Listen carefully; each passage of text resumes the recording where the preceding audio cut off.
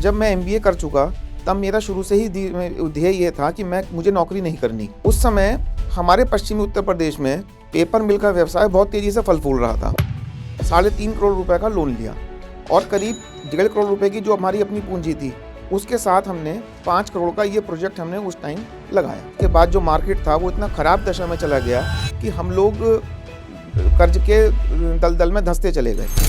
आज मुझे ये बताते हुए आपको बड़ा गर्व होता है, 98 में जो हमारा टर्नओवर 7 या 8 करोड़ था, आज हमने वो टर्नओवर 250 करोड़ से भी ज़्यादा की लिमिट को हमने क्रॉस कर दिया है।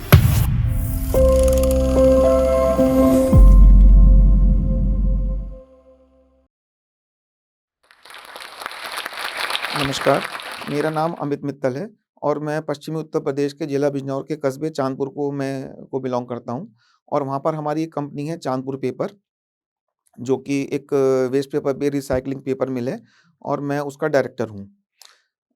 मैं उसका को-फाउंडर भी हूँ और मैं उसका निदेशक भी हूँ। अब मैं आपको अपनी कहानी शुरू से बताऊँगा, जिसमें आपको एक कुछ ups and down, twist and turn थोड़े हैं, जिसकी जो शायद एक एंटरप्रेन्योर सबके जीवन में आते हैं, वो मेरे जीवन में भी आए, वो किस तरह है, वो मैं आपके साथ शेयर करना चाहूँगा। मेरा जन्म सन 1973 में एक अपर मिडिल क्लास परिवार में हुआ था, जो एक संयुक्त परिवार था और हमारा सिनेमा का व्यवसाय था। चाँदपुर और चाँदपुर के आस-पास के क्षेत्र में हमारे 5 पिक्चर हॉल हुआ करते थे और हमारा पूरा परिवार उसी व्यवसाय में लगा हुआ था। जब मैं एमबीए कर चुका, तब मेरा शुरू से ही ध्येय ये था कि मुझे नौकरी नहीं करनी। हालाँकि उस समय एक ये बहुत बड़ा एक इश्यू होता था कि एक जो कि आजकल शायद नहीं रहा, कि एक बहुत बड़ा बैरियर होता था कि अगर आप पढ़ लिए तो आपको नौकरी करनी चाहिए और आपको व्यवसाय में आना है तो आप पढ़े क्यों? ये मुझसे घर के कई लोग और मेरे बहुत से कहते थे, लेकिन मेरे दिमाग में शुरू से बात क्लियर थी कि जहाँ तक संभव होगा पढ़ाई भी करूँगा और मैं आऊँगा भी व्यवसाय में। लेकिन कुछ परिस्थितियाँ ऐसी बनी कि जब मैं पढ़ाई पूरी करके आया, हमारा सिनेमा व्यवसाय लगभग दम तोड़ने की अवस्था में आ चुका था। और अब हमारे पूरे परिवार के सामने, सब लोगों के सामने यह प्रश्न था कि अब कैसे ऐसा व्यवसाय चुनें, जिसमें आने वाले सब लोग इन्वॉल्व भी हो सकें और हम अपने इतने बड़े परिवार को हम सँभाल भी सकें। अब क्योंकि मैं अपनी पीढ़ी में सबसे बड़ा था, तो थोड़ी-सी ये ज़िम्मेदारी मैं अपने ऊपर ज़्यादा महसूस करता था कि भई कोई ऐसा व्यवसाय चुनना चाहिए कि जिसमें आने वाले सब हमारे छोटे भाई भी धीरे-धीरे सब उसमें हम लोग लगते चले जाएँ। उस समय हमारे पश्चिमी उत्तर प्रदेश में पेपर मिल का व्यवसाय बहुत तेज़ी से फल फूल रहा था। उसका कारण यह था कि हमारे पश्चिमी उत्तर प्रदेश में शुगर मिल बहुत सारी हैं।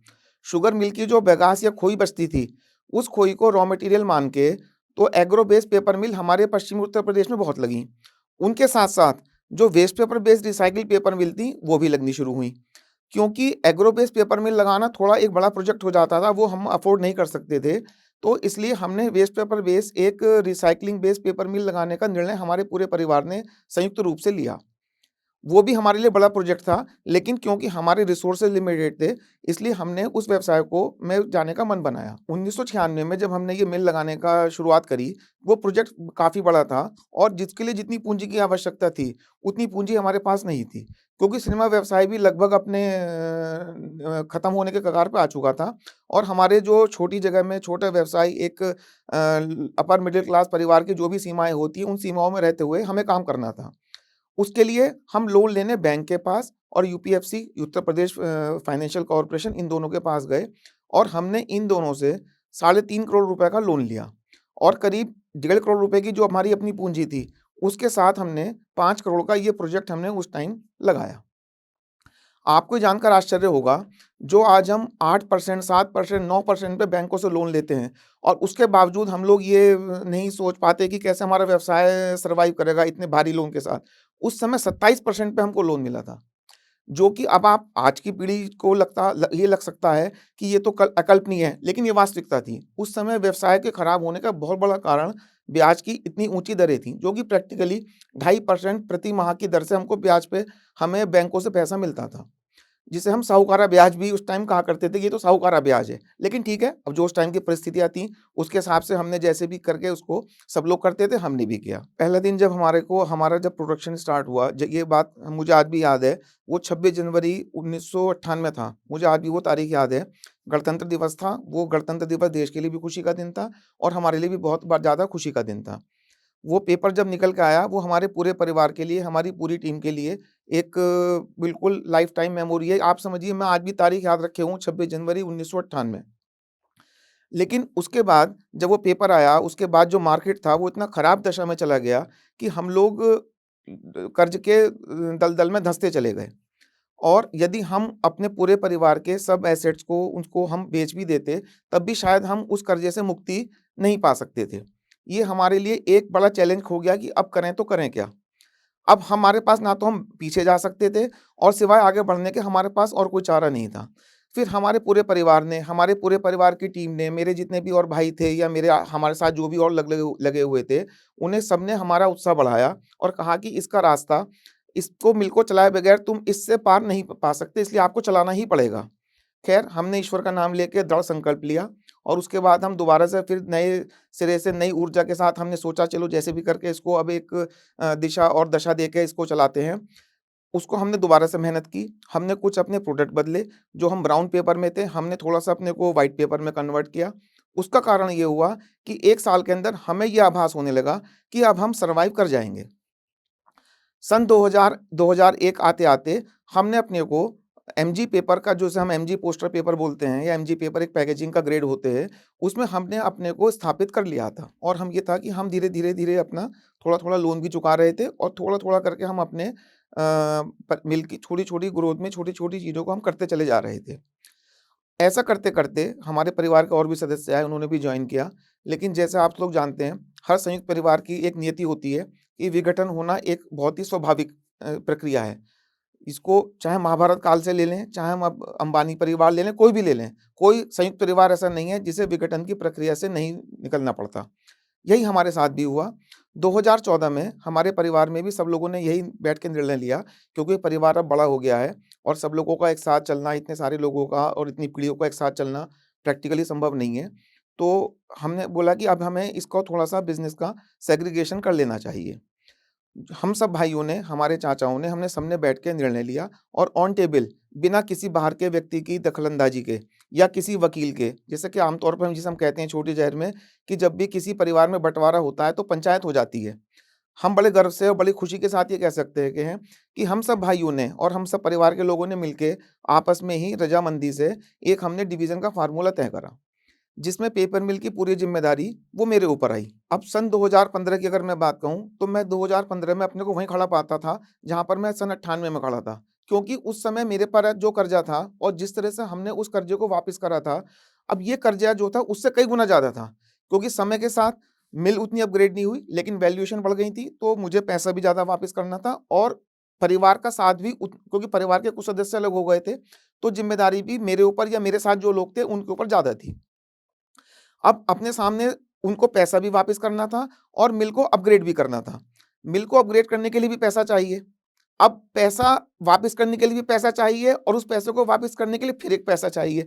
ये एक मनी साइकिल है, जिससे शायद हर एक एंटरप्रेन्योर को कभी न कभी जीवन में 2-4 बार गुज़रना पड़ता है। और उस समय सिर्फ़ अपना मनोबल और ईश्वर पे विश्वास, यही 2 चीज़ें हैं जिसकी वजह से हम उससे निकल सकते हैं, वरना और कोई चीज़ नहीं है जो हमें उस चीज़ से निकाल दे।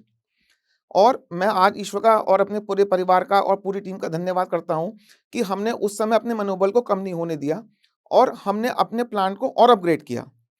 2015, 2016 और 2017, इन 3 साल में हमने एक्जिस्टिंग जो हमारी एक मशीन थी, उसको हम अपग्रेड करते चले गए। उसका नतीजा ये हुआ कि हमने प्लांट में भी इन्वेस्ट किया और धीरे-धीरे कुछ कर्जा भी हमने अपना कम कर लिया। अब आता है सन 2018, क्योंकि हम कुछ कर्जे को अपने इस लेवल तक ले आए थे कि हम उसमें थोड़ा-सा अब एक कंफर्टेबल पोज़ीशन में आ गए थे। तो अब ये सामने प्रश्न था कि अब आगे क्या करें?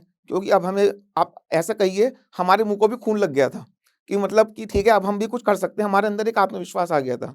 2018 में हमने एक दूसरी पेपर मिल लगाने का निर्णय लिया, उसी प्रीमाइसेज़ में, जहाँ पर प्रीमाइसेज़ में हमारी ये लगी हुई थी। 2018 में हमने पेपर मिल का कार्य शुरू कर दिया, जो 2020 में हमारा टारगेट था कि हम इसको शुरू कर लेंगे। लेकिन 2020 में कोविड आ गया, जिसके कारण हमारी कुछ पारिवारिक परिस्थिति भी बहुत डिस्टर्ब हुई, कुछ मेरा स्वास्थ्य बहुत खराब हुआ, कुछ परिवार के हमारे लोग हमारा साथ छोड़ के चले गए और व्यापार की क्या दशा थी, ये किसी से छुपी नहीं है। तो हम 2020 में जो हमें शुरू करना था, वो शुरू होते-होते 2021 का लास्ट हो गया और 2022 तक आते-आते हम जाकर उस प्लांट को रूटीन में स्थापित कर पाए। सन 2023 आता है। सन 2023 में हमें आके अब ये लगता है कि हम क्योंकि इन 2 प्लांटों को चला रहे हैं, अब हमें कुछ और आगे करना चाहिए। कुछ आगे करने के लिए हमारे पास 2 रास्ते थे। एक तो हम एक नई पेपर मशीन लगाते या इन 2 पेपर मशीन जो हमारे पास हैं, हम इनको एक अपग्रेड करते। हमने दूसरा रास्ता चुना। हमने इन दोनों पेपर मशीनों को अपग्रेड करने का निर्णय लिया और यूरोप के, चाइना के कुछ अलग-अलग तरह के सप्लायरों से हमने संपर्क साधा और हमने अपने जो भी टेक्नोलॉजी पार्टनर थे, उनके साथ मिलके इन तीनों प्लांटों को अपग्रेड करने का निर्णय लिया। अब जो मैंने आपसे कहा था कि जो हर एंटरप्रेन्योर के जीवन में एक मनी साइकिल आता है कि पैसे कमाने के लिए पैसा चाहिए, उस पैसे का रिपेमेंट करने के लिए फिर पैसा चाहिए। हम फिर उस चक्कर में दोबारा तीसरी बार हम उस चक्कर में फिर आ गए थे। फँस गया शब्द यूज़ नहीं करूँगा क्योंकि फँसना थोड़ा नेगेटिव होता है। हम जानबूझ के क्योंकि आए हैं इसलिए फँसना शब्द हमें नहीं कहना चाहिए। और हमने फिर लोन लिया जो कि एक बहुत हेवी अमाउंट था और वो लोन आज भी हमारे पास चल रहा है, लेकिन ठीक है, हम कोई उससे घबरा नहीं रहे क्योंकि आज हमारे पास इतना आत्मविश्वास है, हमारी पूरी टीम का सहयोग है कि हम लोग उसको लोन को धीरे-धीरे करके आने वाले समय में हम उसको धीरे-धीरे रीपे कर देंगे। हमारे बैंकर, हमारे फाइनेंसर, हमारे सप्लायर, हमारे डीलर, जो हमारी ओवरऑल टीम है, मुझे उन पे इतना विश्वास है कि वो कभी भी मेरे को लेट डाउन नहीं होने देंगे और हमेशा मेरे साथ खड़े रहेंगे। आज मुझे ये बताते हुए आपको बड़ा गर्व होता है कि हमारी कंपनी जो सन 98 में 25 टन पर प्रतिदिन से कागज़ से शुरू हुई थी, वो आज 110 टन पर डे तक प्रोडक्शन पे पहुँच चुकी है। दूसरा, हम 98 में जो कागज़ बनाते थे, उसका रेट सिर्फ़ ₹7 किलो होता था। आज हम ₹100 किलो तक के कागज़ बनाते हैं। 98 में जो हमारा टर्नओवर 7 या 8 करोड़ था, आज हमने वो टर्नओवर 250 करोड़ से भी ज़्यादा की लिमिट को हमने क्रॉस कर दिया है और हम आशा करते हैं आने वाले समय में हम 300, 400, 500 ये भी धीरे-धीरे ये बेंचमार्क हम अचीव करेंगे। आपने आखिर में मैं अपने जो भी एंटरप्रेन्योर, जो भी यंग एंटरप्रेन्योर ये मेरी बात को देख या सुन रहे हैं, मेरा उनको थोड़ा-सा मैं अपनी तरफ से कुछ कहना चाहूँगा। आज हमारा देश, हमारे देश की जो भी इकोनॉमी जिस स्थिति से गुज़र रही है, हमें जॉब सीकर से ज़्यादा जॉब क्रिएटर्स की आवश्यकता है। आज का हमारा जितना युवा पढ़ लिखने के बाद उसकी सबसे ज़्यादा अपेक्षा ये होती है कि मुझे कोई व्हाइट कॉलर जॉब मिल जाए। जो कि मेरे हिसाब से अगर हम अपने देश को चाइना, वियतनाम, थाईलैंड या जापान या किसी भी देश के समकक्ष अगर रखना है, तो जब तक हम हार्डकोर मैन्युफैक्चरिंग की तरफ नहीं बढ़ेंगे, तब तक हम अपने देश की इकोनॉमी को एक पॉजिटिव डायरेक्शन में नहीं ले जा सकते। आज आईटी का इतना शोर है, आईटी नो डाउट हमारे देश की इकोनॉमी की बहुत बड़ी उसमें कंट्रीब्यूशन है, लेकिन आईटी एक सर्विस प्रोवाइडर सेक्टर है। जब तक मैन्युफैक्चरिंग सेक्टर मजबूत नहीं होगा, तब तक आईटी सेक्टर किसको सर्विस देगा? तो मैन्युफैक्चरिंग की तरफ जब तक हमारे देश के नए युवाओं का रुझान नहीं जाएगा, तब तक मेरा मानना ये है कि तब तक हम अपने देश को जिस लेवल पे जाना चाहिए, हम उसका पूरी तरह से उस लेवल तक उसको नहीं लेके जा पाएँगे। दूसरी बात, जब भी कोई बिज़नेस करने की बात किसी नए उससे करो, किसी नए कम उम्र के किसी भी हम 20 या 25 साल के बच्चों से मेरा काफ़ी इंटरेक्शन करता हूँ, मेरा एक फ़ेवरेट टॉपिक है कि वो नौकरी की तरफ इसलिए जाते हैं कि बोले हम पे संसाधन नहीं है। संसाधन कभी भी होते नहीं है, संसाधन को पैदा किया जाता है और जब आप कोई दृढ़ निश्चय कर लेंगे कि मुझे ये काम करना है, तो अपने आप ही उसके लिए संसाधन आपकी तरफ आने शुरू हो जाएँगे।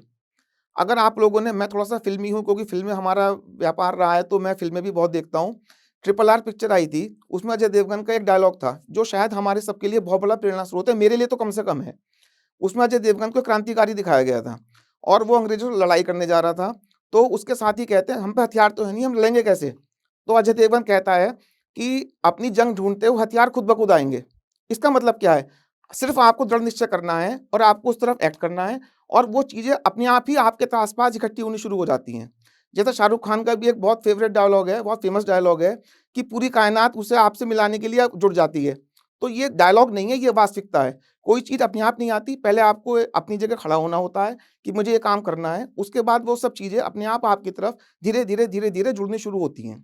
तो इसलिए मेरा यंग एंटरप्रेन्योर से, नई पीढ़ी के लोगों से सिर्फ़ यही कहना है कि जॉब की तरफ ना भागें और एंटरप्रेन्योरशिप का मतलब ये नहीं है कि हम सिर्फ़ कोई स्टार्टअप के नाम पे कोई ऐसा फैंसी काम करें कि जिसमें से वैल्यूएशन और एंट्री से पहले एग्ज़िट प्लान, ऐसा नहीं। जब तक हम मैन्युफैक्चरिंग को कोर सेक्टर अपने देश में नहीं बनाएँगे, तब तक मेरा मानना ये है कि हमारा देश उस लेवल की तरक्की नहीं कर सकता, जैसी चाइना ने या दूसरे देशों ने कर ली है। लगभग 2 साल पहले मैंने जोश टॉक का एक प्रोग्राम देखा था, मुझे याद नहीं कौन-सा था, लेकिन मैं जोश टॉक का उसके बाद इतना बड़ा फ़ैन हो गया कि मैं जोश टॉक को अक्सर देखा करता था और जो भी स्टोरी मेरे को इंस्पायरिंग लगती थी, मैंने अपने दोनों छोटे बेटों के साथ शेयर करता था और उसका उद्देश्य सिर्फ़ ये था कि एंटरप्रेन्योरशिप की तरफ जो इनका रुझान है, वो और मजबूत हो।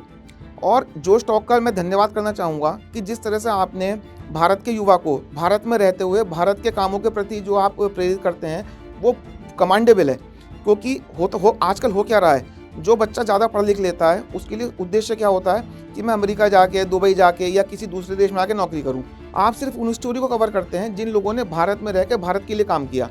ये आपका सबसे बड़ा एक अचीवमेंट है, जिसके लिए आपकी जितनी सराहना की जाए वो कम है।